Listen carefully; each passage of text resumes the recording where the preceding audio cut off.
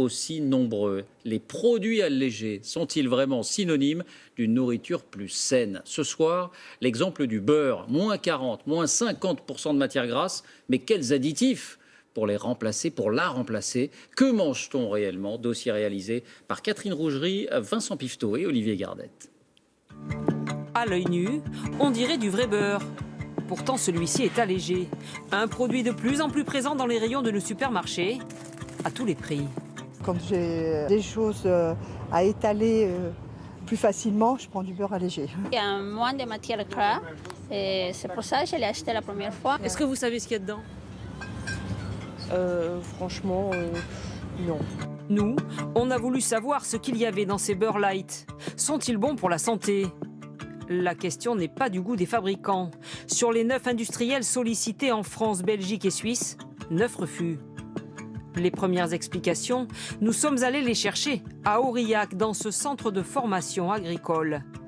Pour faire de l'allégé, tout commence comme pour du beurre classique, du lait transformé en crème grâce à une baratte.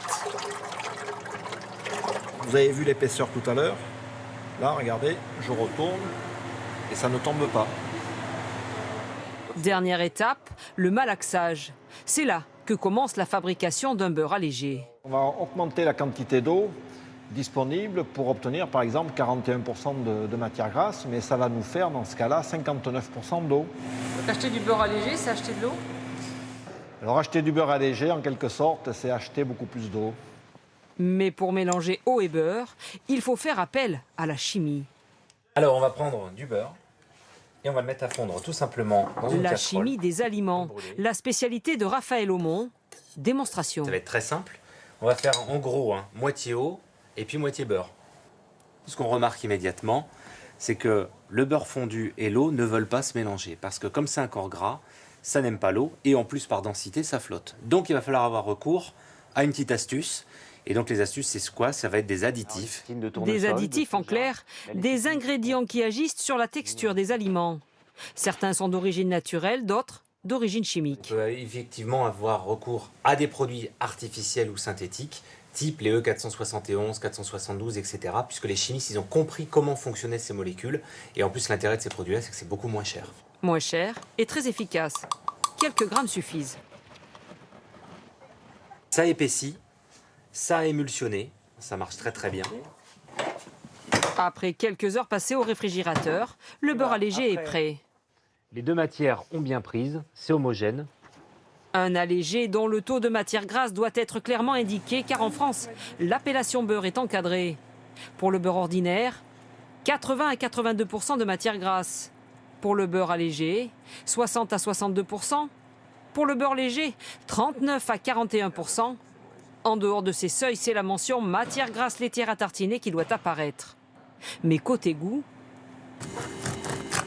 que valent ces allégés?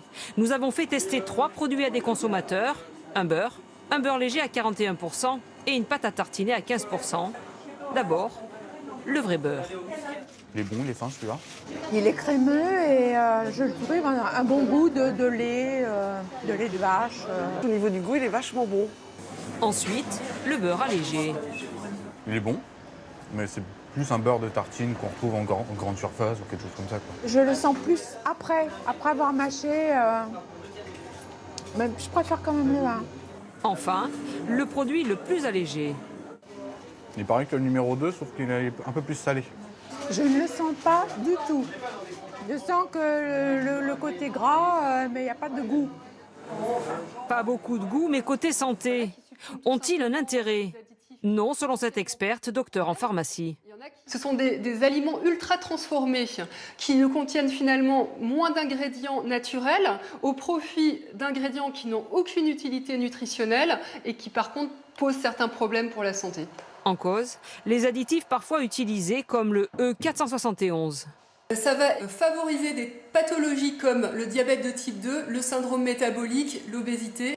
Alors si vous aimez le beurre et surveillez votre ligne, vous avez compris. Continuez avec le vrai, mais réduisez les quantités. Des problèmes potentiels sur la santé.